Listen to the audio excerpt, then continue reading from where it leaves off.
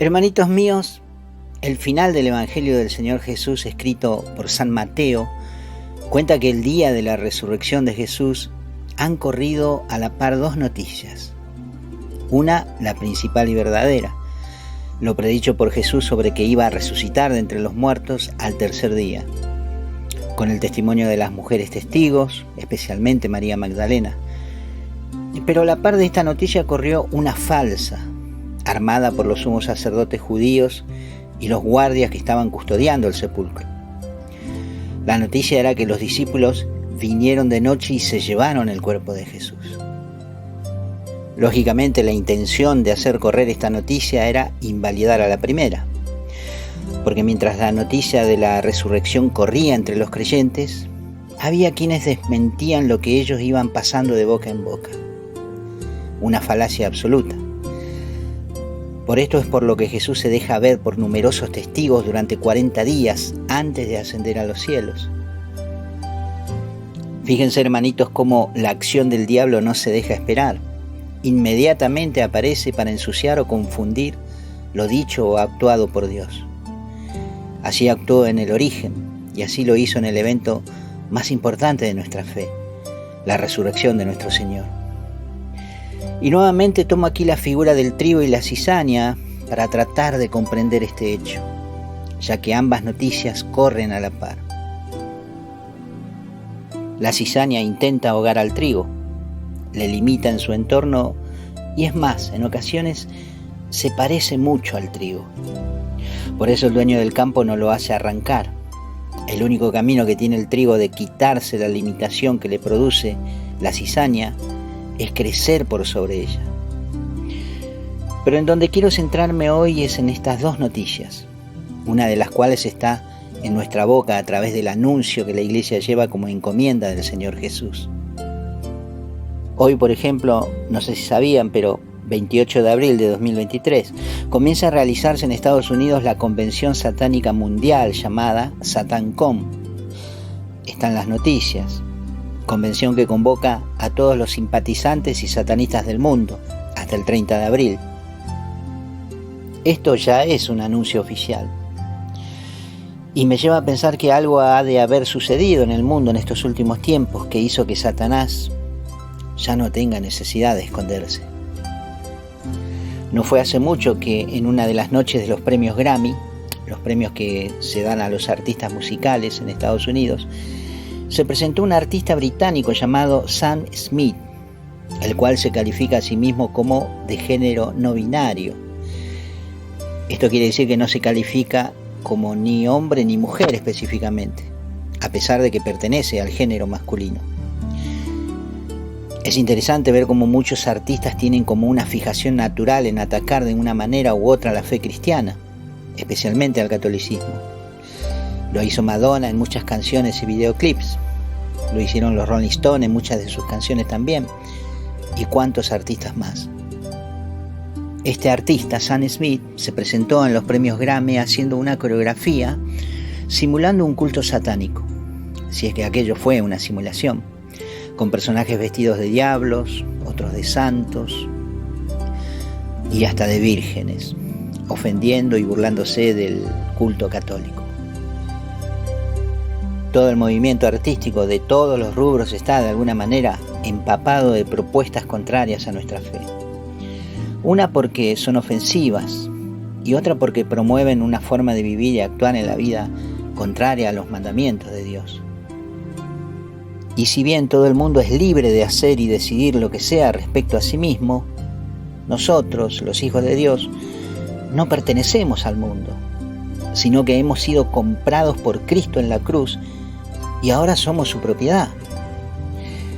Esto significa que pertenecemos a Cristo, somos de Él, y de este estado intenta sacarnos Satanás.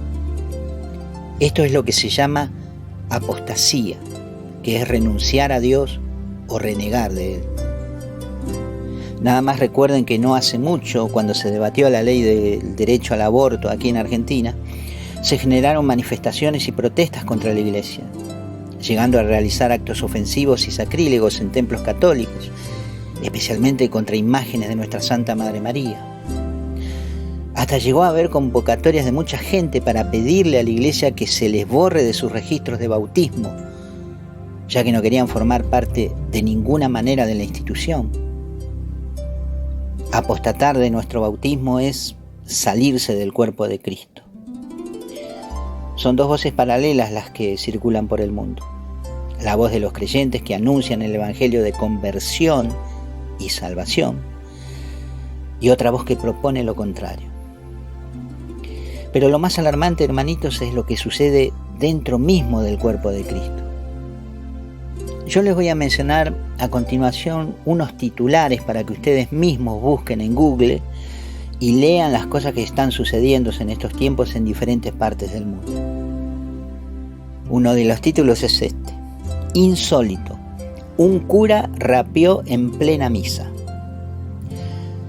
Otro es: rapero alemán da comunión de marihuana en una iglesia de México. Yo vi este video y se ve al cantante vestido con ornamentos sacerdotales, cantando sobre el área del altar. Y detrás de él, sobre el altar mismo del sacrificio de la misa, se ve a un DJ pasando la música. Más tarde se ve al músico dando una comunión de cigarrillos en lugar de la Eucaristía. Otro título para que busquen es este: un sacerdote en Francia organizó un baile del caño en su parroquia.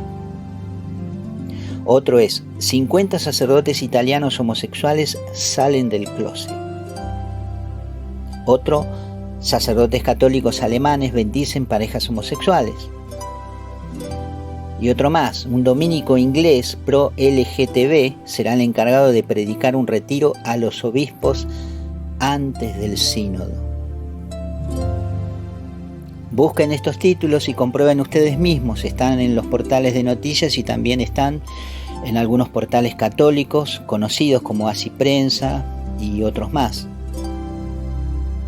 Incluso hay videos en YouTube donde algunos sacerdotes que tienen canal de YouTube analizan este tipo de situaciones. Y sumado a todo esto, lo que venimos escuchando desde hace tiempo acerca de la pederastía por parte de sacerdotes católicos, desde hace mucho tiempo ya, y que es algo de lo que nunca se habla en serio dentro de ningún ámbito eclesial, al menos en las comunidades. Al finalizar el Concilio Vaticano II, Paulo VI declaró que el humo de Satanás se ha infiltrado dentro de la Iglesia, haciendo alusión a la infiltración masónica dentro del mismo concilio, el cual fue un concilio no solamente católico, sino que fue un concilio ecuménico.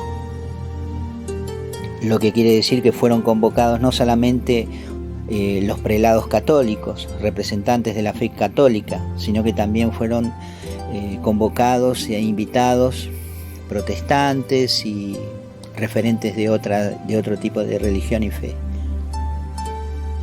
Fue en este concilio que se tomaron importantes decisiones como la reforma de la liturgia, la permisión de que los fieles en la misa puedan recibir la Eucaristía en la mano y ya no de rodillas y en la boca, y algunas otras más.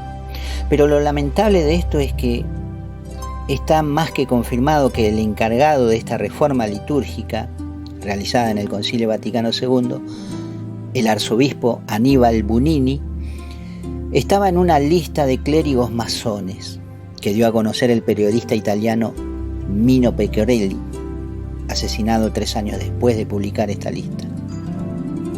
Cuando el Papa Paulo VI se entera de esto, mandó a investigar estas suposiciones para descubrir, tristemente, que lo publicado era verdad. Y para evitar el escándalo, toma la decisión de sacarlo del Vaticano y mandarlo a Irán como representante clerical.